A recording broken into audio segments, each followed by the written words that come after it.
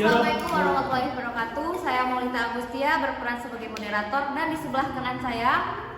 Perkenalkan, nama saya Firman Saputra sebagai pembicara pertama dari tim Pro. Perkenalkan, saya Fadil Firanda sebagai pembicara kedua dari tim Pro. Perkenalkan, nama saya Najwa Melania Oleh Siregar, pembicara ketiga dari tim Pro.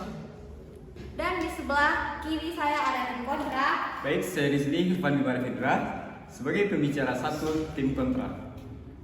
Saya Naila Putri sebagai pembicara dua tim kontra.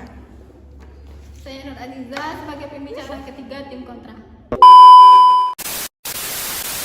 Baik, selamat pagi para tim pro dan tim kontra yang telah hadir pada pagi hari ini di Mimbar Debat Hukum Konstitusi ini, yang dimana kita mengambil judul debat dengan judul organisasi hukum swasta yang seharusnya tidak menerima pendanaan dan korporasi yang memiliki catatan pelanggaran HAM.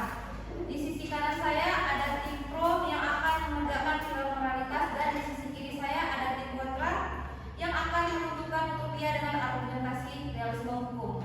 Selanjutnya, pembicara pertama dari tim pro dipersilahkan, waktu Anda 1 menit 30 detik tanpa interupsi. Dipersilahkan. Baik, terima kasih moderator. Dewan juri yang terhormat, hukum tanpa moralitas adalah sebuah kekosongan. Kami berdiri kokoh di sini untuk menegakkan atau menyelamatkan keadilan. Ketika sebuah organisasi bantuan hukum swasta tidak menerima sepeser pun uang kas dari korporasi dengan catatan hitam pelanggaran hak asasi manusia, pada detik ini juga independensi OBH tersebut telah mati dan moralitas telah tercederai. Landasan kami sangat clear berdasarkan Pasal 18 Undang-Undang Dasar Undang-Undang Nomor 16 Tahun 2011 tentang bantuan hukum, bahwasannya pemberi bantuan hukum harus memberikan bantuan hukum secara mandiri, jujur dan bertanggung jawab. Namun, bagaimana kemandirian dan kejujuran sipil bisa ditegakkan jika kas operasional disuap oleh korporasi pelanggar HAM?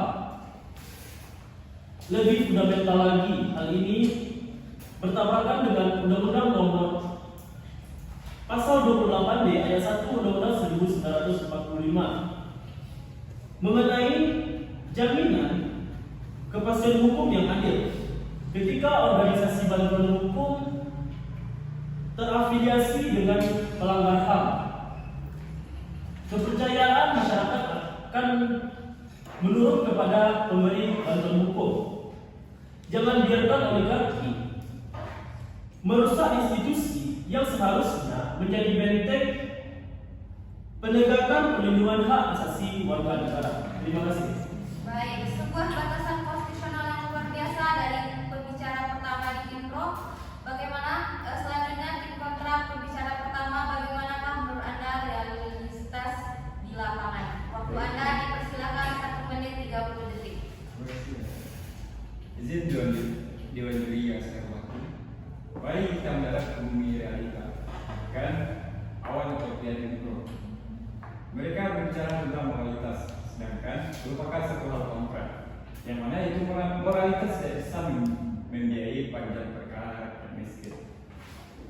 Kami menolak mosi ini secara total atas dasar asas kemanfaatan hukum dan penguasaan akses keadilan anggaran.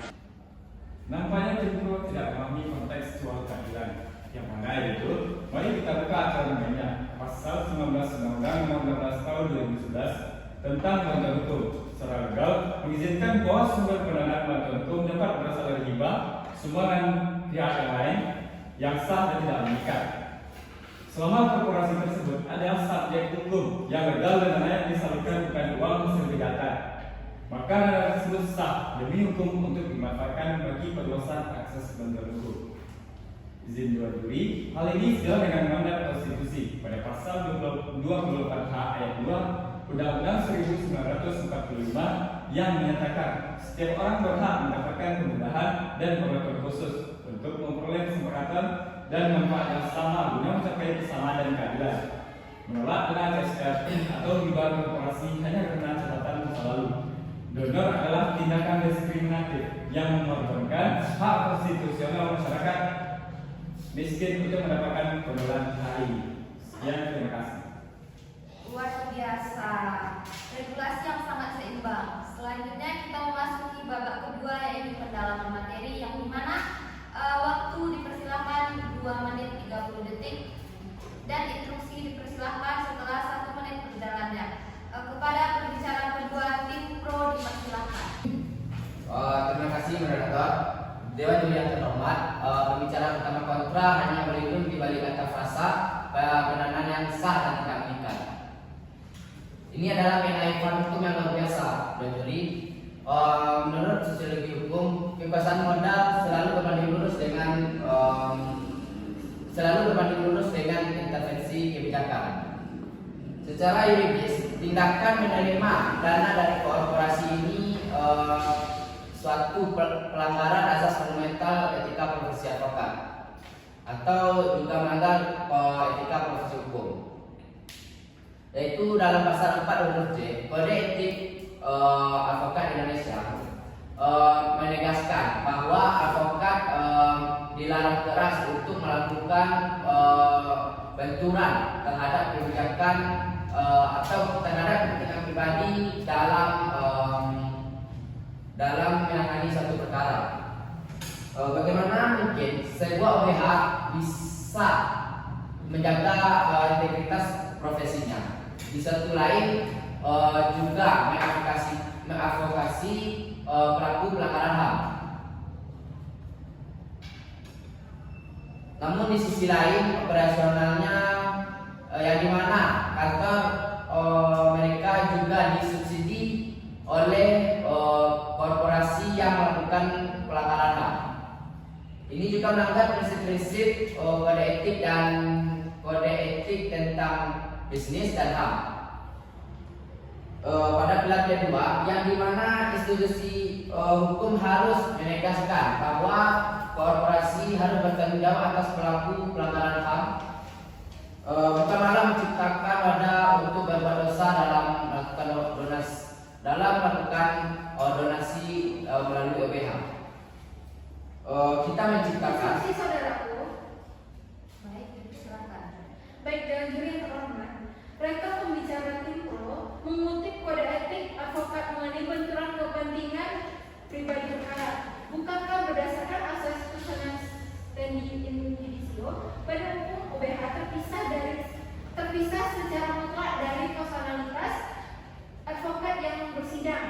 Mengapa saudara tim pro mencampur adukan etika personal dengan manajemen anggaran kelembagaan? Sekian dibacakan. Diterima.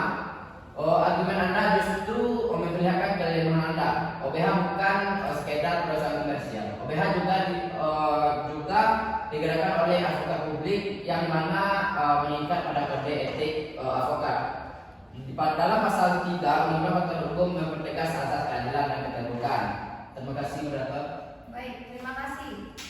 Argumen etika profesi yang sangat luar biasa yang telah diberikan oleh tim pro. Bagaimana tim kontra kedua? Anda menanggapinya? Waktu Anda diberikan 2 menit 30 detik dari sekarang. Dewan Juri yang terhormat, tim pro terjebak dalam delusi sosiologis dan mengabaikan hukum perusahaan positif yang berlaku di Indonesia, yang mana berdasarkan pasal 74 Undang-Undang Nomor 40 Tahun 2007 tentang persaingan terbatas, setiap perusahaan yang menjalankan kegiatan usahanya di bidang sumber daya alam wajib melaksanakan tanggung jawab sosial dan lingkungan. Regulasi ini dipertegas oleh Peraturan Pemerintah Nomor 47 Tahun 2012, yang artinya apa?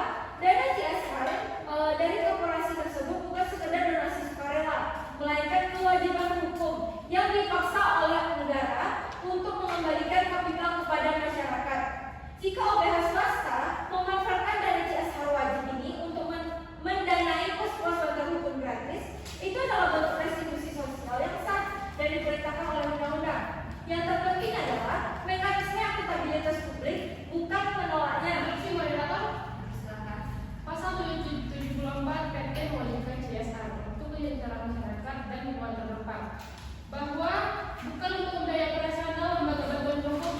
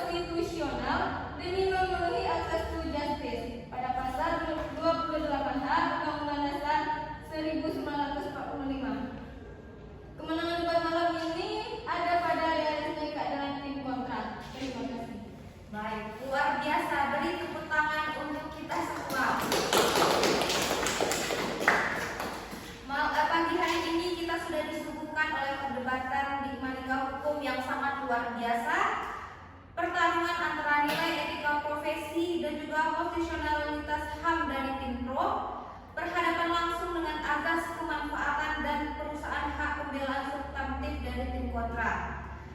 Perdebatan ini membuktikan bahwa